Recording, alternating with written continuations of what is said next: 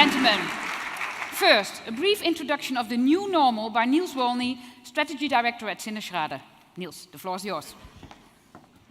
So, hi, thanks for coming. How are you? Good. Good. So this is the new normal.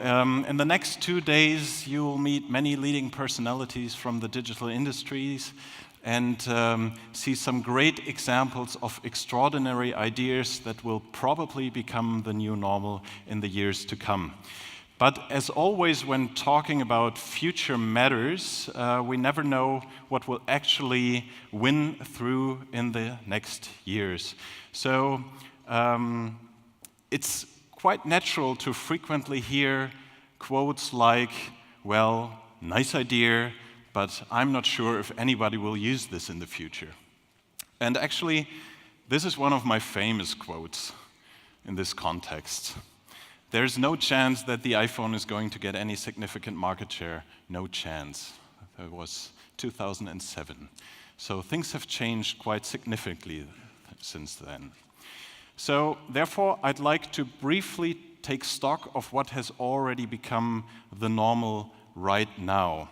So this might help us to better understand the potential power of many ideas that will be presented in the next days, so that we can really frame where are the users today and what will potentially become the next normal for them, the new normal for them.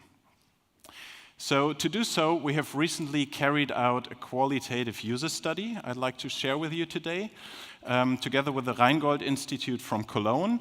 And we were interested in findings on how users reflect on current developments and what really moves them when it comes to digital. So psychologists questioned men and women in their 20s, so born between 1984 and 1994. And people in this age group were chosen because they were all teenagers during the decade when Amazon, eBay, Google, and Facebook were founded. So, but more importantly, they are representatives of a generation that is caught between those who are not digital natives by definition and the younger teenager generation that grows up surrounded by touchscreens. And this, I call it hinge generation, will have a significant impact on what will become the new normal in the future, because they basically decide what they're going to use. So today I'll share 5 insights with you from this study. And I start with the first one. Users in the 20s act like veterans of the digital age. So although they're only aged between 20 and 29, in terms of digital offers, they feel much older than the generation following, so the teenagers between 13 and 19.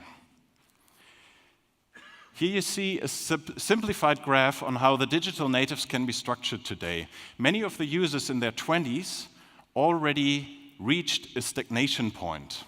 So they're increasingly checking digital innovations for relevance and daily use. So you cannot excite them with every crap out there anymore. Insight number 2. Almost all of them refer to themselves as being addicted to their devices and digital services. They cannot imagine a life without digital services anymore. Absolutely impossible.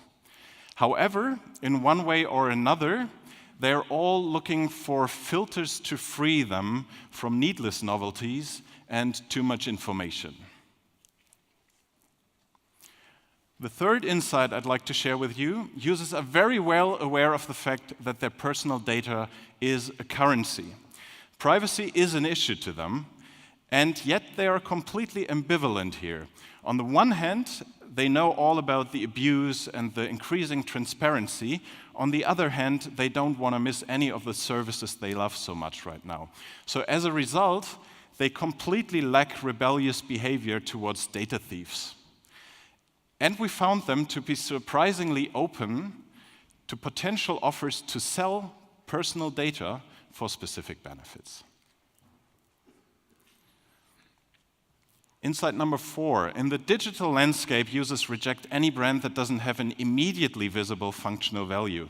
They check everything for relevance and benefit in everyday use. They do this all the time. That means in digital brand building, functionality wins over artificial images and services win over campaigns.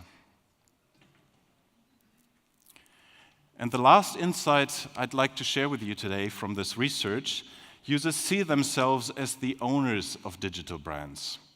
Since digital brands generally need a critical mass of users, digital natives know the power they have in their hands, and they consequently consider themselves as being the owners of digital brands because they aren't worth anything without the users. So for brands, it's no longer about differentiating, it's about gathering people. So, to put it in a nutshell, the new user is basically digitally saturated, looking for filters, trading data for benefits, focused on functional value, and owning your brand. So these 5 insights illustrate how advanced the users are already, so what has already become the normal.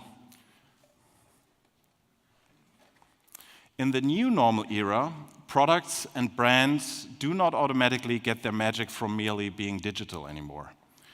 Developing relevant brands and offers is hard work, and is even more hard work in the future.